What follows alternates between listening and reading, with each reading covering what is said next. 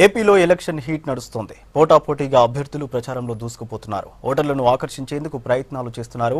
అటు వలస ఓటర్లపై special care తీసుకుంటున్నారు. బతుకు తెరువు కోసం వలస వెళ్లిన ఓటర్లను రప్పించేందుకు ప్రయత్నాలు మొదలు పెడుతున్నారు.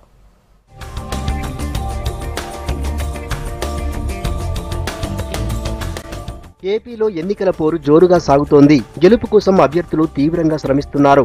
ఓటర్లను ఆకర్షించేందుకు పడరాని పాట్లు పడుతున్నారు. లోకల్ గా ఉన్న ఓటర్లతో పాటు వేరే ప్రాంతాలకు వెళ్లిన ఓటర్లపై ప్రత్యేకంగా శ్రద్ధ తీసుకుంటున్నారు. ప్రతి ఓటు కీలకం కావడంతో గ్రామాల వారీగా వేరే ప్రాంతాలకు వెళ్లిన ఓటర్ లిస్టును తయారు చేసుకుంటున్నారు.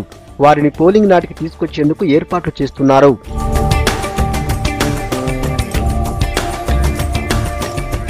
ఉత్తరాంధ్రకు చెందిన చాలా మంది విశాఖపట్నం, విజయవాడ, హైదరాబాద్, చెన్నై, బెంగళూరు ప్రాంతాలలో వివిధ పనుల కోసం వలస వెళ్లారు. ఇలా 45,000 మంది ఓటర్లు వేరే ప్రాంతాల్లో ఉంటున్నారు.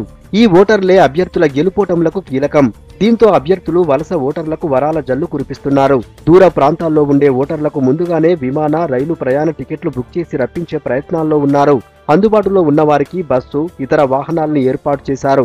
టికెట్లతో పాటు ఖర్చుల కోసం కొంత డబ్బును కూడా అకౌంట్లలో వేస్తున్నట్లు తెలుస్తోంది. ఒక్కో ఓటరుకు 1000 రూపాయల నుంచి 10,000 వరకు ఇస్తున్నట్లు సమాచారం. అంతేకాదు కొంతమందికి బంగారం, వెండి వంటి ఆభరణాలతో పాటు దుస్తులు, వస్తువులు కూడా అందిస్తున్నట్లు టాక్.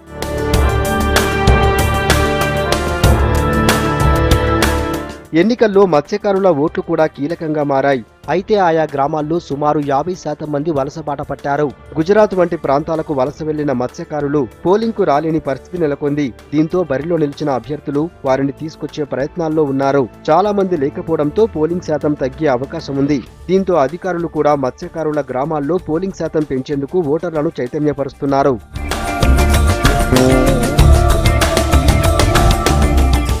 ఈ ఎన్నికలను అభ్యర్థులు ప్రెస్టేజీగా తీసుకున్నారు. గెలుపు కోసం ఖర్చుకు వెనకాడటం లేదు. ఎంత ఖర్చు పెట్టైనా గెలవాలని ఆరాటపడుతున్నారు.